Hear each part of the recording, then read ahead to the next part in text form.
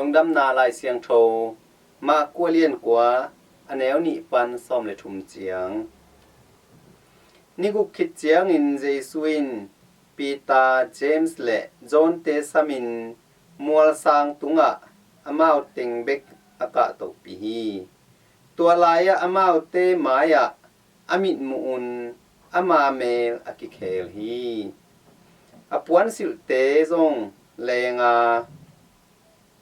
hi leitunga puan sop mi kwa ma in apak sak zo lo ding za dongin ate dal hi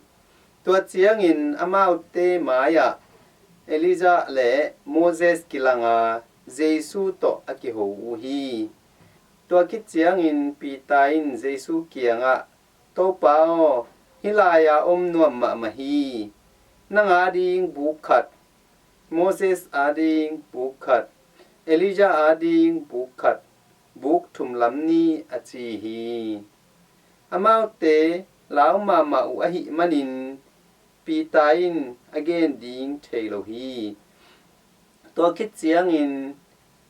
mei in amau te tuam chipa tua mei lak panin o khat hong gingin hi in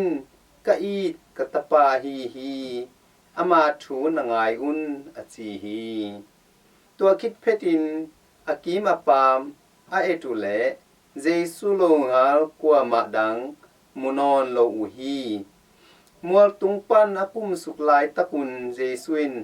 amau te kianga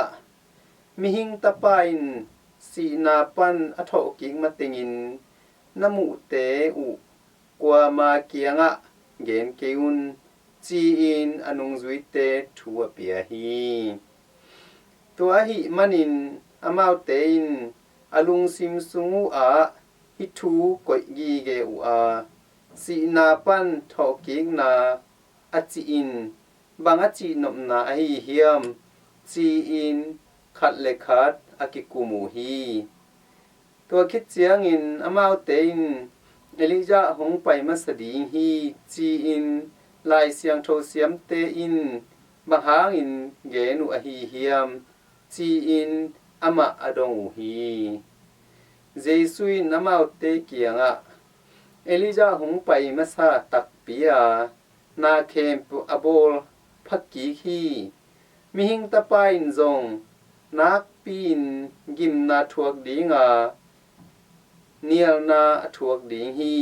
chi in lai siang tho sunga kigel khin ilo a hi hiam a hi zong in ken kung ge ni na Elijah hong pai khin zowa ama thu lai siang tho sunga agel sa bangin ama ut bangin ama tunga abol khin zo u hi chi in adong hi in to pa lung dam na lai siang tho hi Christu to pau na tunga phat na ta hen